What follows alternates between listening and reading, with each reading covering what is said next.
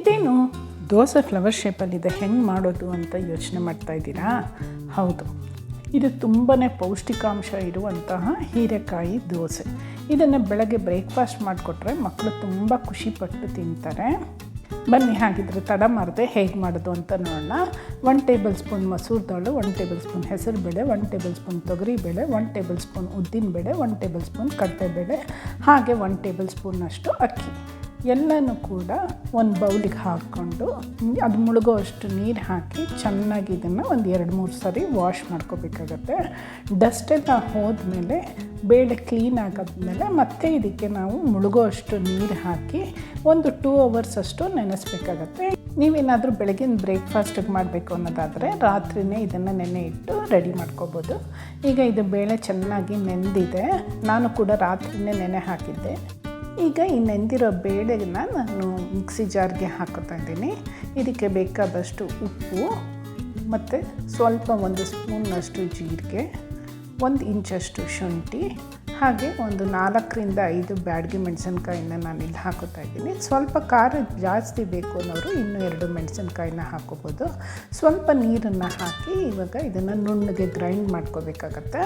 ಸ್ವಲ್ಪ ವೇರಿಯೇಷನ್ ಬೇಕು ಅನ್ನೋರು ಇದಕ್ಕೆ ಈರುಳ್ಳಿ ಕೂಡ ಆ್ಯಡ್ ಮಾಡಿ ಗ್ರೈಂಡ್ ಮಾಡ್ಕೋಬೋದು.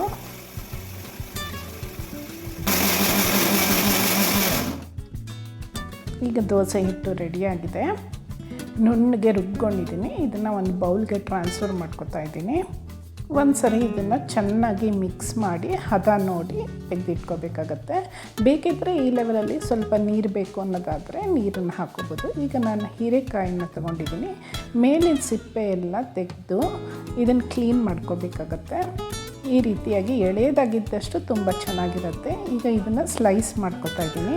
ಸ್ಲೈಸ್ ಎಷ್ಟು ದಪ್ಪ ಇರಬೇಕು ಅಂದರೆ ನೀವು ದೋಸೆ ಎಷ್ಟು ದಪ್ಪ ಇರುತ್ತಲ್ಲ ಅಷ್ಟೇ ದಪ್ಪ ಇರಬೇಕು.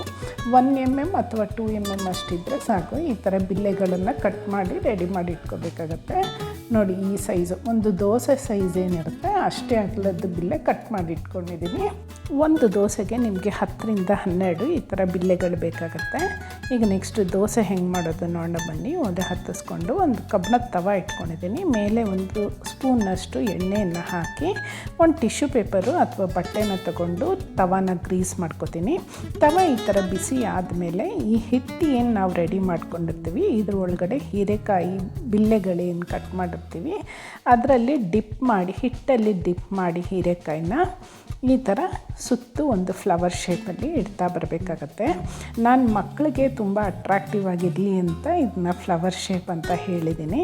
ಇದನ್ನು ನೀವು ದೊಡ್ಡ ದೋಸೆ ಥರ ಕೂಡ ಮಾಡ್ಕೋಬೋದು ರೌಂಡ್ ಶೇಪಲ್ಲಿ. ಇದು ಫಸ್ಟ್ ಲೇಯರ್ನ ನಾನು ಈ ಥರ ಜೋಡಿಸಿದ್ದೀನಿ.